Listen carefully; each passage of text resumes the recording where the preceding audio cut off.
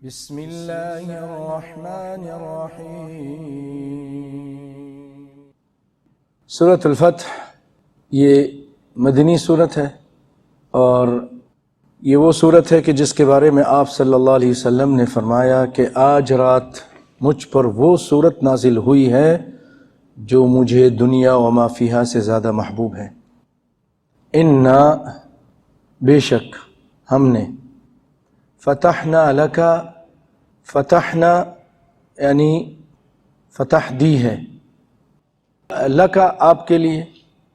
فتح مبینہ واضح کھلی، کوئی شک و شبہ نہیں کہ بھئی یہ فلاں کی وجہ سے ہو گیا، نہیں فلاں کی وجہ سے ہو گیا۔ یہ خاص اللہ رب العالمین کی طرف سے یہ فتح مبین ہے، مسلمانوں کی فتح ہے، کائنات کے امام صلی اللہ علیہ وسلم کی فتح، اسلام کی فتح ہے۔ یعنی ہم نے آپ کو ایک کھلا فتح دی ہے، لیغفر تاکہ معاف کر دے، لکا آپ کو، اللہ تعالی ما تقدم من ذنبک وما تأخر، جو گناہ آگے ہوئے اور جو پیچھے، سب کو اللہ تعالی معاف فرمائے گا۔ لیغفر لک اللہ تعالی معاف کر دے، اس سے مراد نبی صلی اللہ علیہ وسلم کی جو کچھ اولا چیز کو چھوڑ کر اس سے ادنا چیز اپنا لیا، یا آپ نے اپنے فہم اور اجتہاد سے کوئی کام کیا جو اللہ کو ناپسند تھا، مثلا جیسے عبداللہ بن ام مکتوم رضی اللہ تعالیٰ عنہ جب تو آپ صلی اللہ علیہ وسلم کی خدمت میں تشریف لائے تھے تو آپ صلی اللہ علیہ وسلم کافروں کے جو اہم چیدہ اور مکہ کے خاص لوگ تھے ان کے ساتھ بیٹھے تھے، اور یہ بیچ میں آ کر بار بار پوچھ رہے تھے، تو وہ چیز آپ کو پسند نہیں آئی، لیکن اللہ رب العالمین کو آپ نے جو عبس و تولا، منہ پھیر لیا، یہ ادا اللہ کو پسند نہیں آئی۔ یہ چیزیں مراد ہیں، اس طرح کی چیزیں، کہیں بہت اعلیٰ کام کرنا تھا لیکن اس میں کوئی چھوٹا اختیار کر لیا، اور بھی کئی معاملات، وہ معاف کر دیا، ورنہ اللہ تعالیٰ تو آپ کو معصوم بنایا تھا، گناہوں سے پاک بنایا تھا۔ وَيُتِمَّ نِعْمَتَهُ عَلَيْكَ، اور تجھ پر اپنا احسان تاکہ وہ پورا کر دے، اور تجھے وَيَهْدِيَكَ صِرَاطًا مُسْتَقِيمًا، اور تجھے سیدھی راہ دکھائے، یعنی اس پہ چلائے۔ وَيَنْصُرَكَ اللَّهُ نَصْرًا عَزِيزًا، اور آپ کو ایک زبردست مدد دے۔ جن واقعات کے سلسلے میں یہ صورت نازل ہوئی، ان کی ابتدا اس طرح ہوتی ہے کہ ایک روز رسول اللہ صلی اللہ علیہ وسلم نے خواب میں دیکھا کہ آپ اپنے اصحاب کے ساتھ مکہ معظمہ تشریف لے گئے ہیں اور وہاں عمرہ ادا فرما رہے ہیں، اور نبی کا خواب سچا ہوتا ہے، وہی کی اقسام میں سے ہے۔ جب آپ صلی اللہ علیہ وسلم نے یہ خواب دیکھا تو آپ صلی اللہ علیہ وسلم 6 ہجری کو عمرے کی نیت سے نکلے، اور آپ کے ساتھ 1400 صحابہ تھے جو جمع ہو گئے، 70 اونٹ تھے جن کی گردنوں میں جو ہدی ہوتی نا، ہدی مکے میں جا کر جو ذبح کی جانے والی جانور، اس کی علامتیں، قلادے پڑے ہوئے تھے، لیکن مکہ کے قریب حدیبیہ کے مقام پر کافروں نے آپ کو روک لیا اور عمرہ نہیں کرنے دیا۔ بعد میں آپ صلی اللہ علیہ وسلم نے سیدنا عثمان رضی اللہ تعالیٰ عنہ کو اپنا ایلچی، اپنا نمائندہ بنا کر مکے بھیجا تاکہ وہاں کے سرداران سے، مکہ کے رؤساء سے گفتگو کریں اور انہیں اس بات پر آمادہ کریں کہ وہ مسلمانوں کو عمرے کے لیے آنے دیں، راستہ نہ روکیں۔ لیکن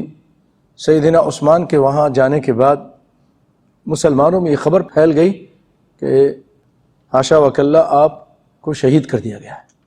تو شہادت کی جب افواہ پھیلی تو آپ صلی اللہ علیہ وسلم کو بھی غم ہوا، صحابہ کرام کو بھی غم ہوا، اور آپ صلی اللہ علیہ وسلم نے ایک درخت کے نیچے بیٹھ کر، اذ یبایعونک تحت الشجرہ، اسی صورت میں آگے جا کے آئے گا، درخت کے نیچے بیٹھ کر اپنے بیعت لی صحابہ کرام سے کہ ہم عثمان کے خون کا بدلہ لیں گے، اور بغیر بدلہ لیے یہاں سے واپس نہیں جائیں گے۔ اس وقت صحابہ کرام نے آپ کے ہاتھ میں بیعت کی، اس کو بیعت رضوان کہا جاتا ہے، اور جن لوگوں نے یہ بیعت کی تھی ان کا اللہ کے یہاں بہت بڑا مقام ہے۔ سارے نبیوں کے صحابہ میں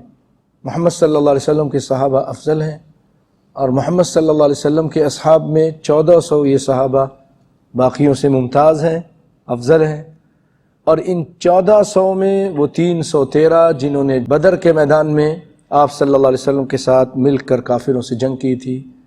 وہ افضل ہیں، اور ان میں 313 میں وہ 10 افضل ہیں جن کو کائنات کے امام صلی اللہ علیہ وسلم نے اپنی زندگی میں ان زندہ لوگوں کو جنت کی بشارت دی تھی، اور ان میں سب سے زیادہ افضل وہ 4 ہیں جن کو خلافت راشدہ نصیب ہوئی، اور ان چاروں میں سب سے افضل ہیں تو ابو بکر صدیق رضی اللہ تعالی عنہ۔ اس کے بعد پتہ چلا کہ افواہ غلط تھی، اور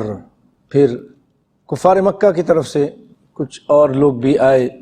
معاہدے کے لیے، آخرکار وہیں پر معاہدہ ہوا۔ ایک لمبی گفتگو کے بعد صلح حدیبیہ کے نام سے مشہور ہے،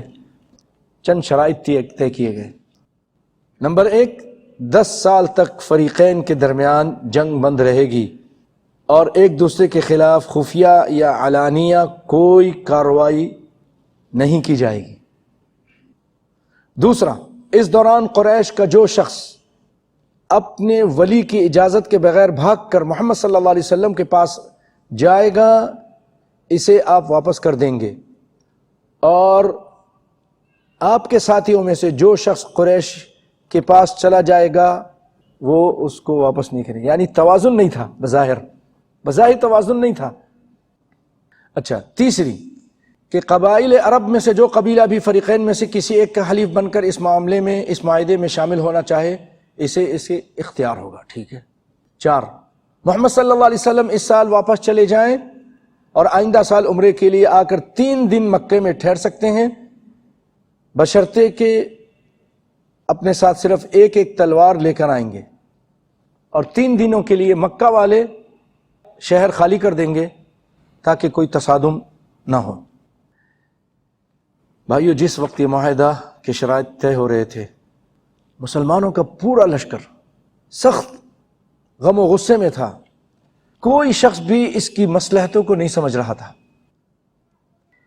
آپ صلی اللہ علیہ وسلم نے فرمایا ٹھیک ہے معاہدہ ہو چکا ہے، او میرے صحابیوں اب ایسا کرو، بال کٹا لو اور اونٹوں کو یہیں قربان کر دو۔ کوئی نہیں اٹھا۔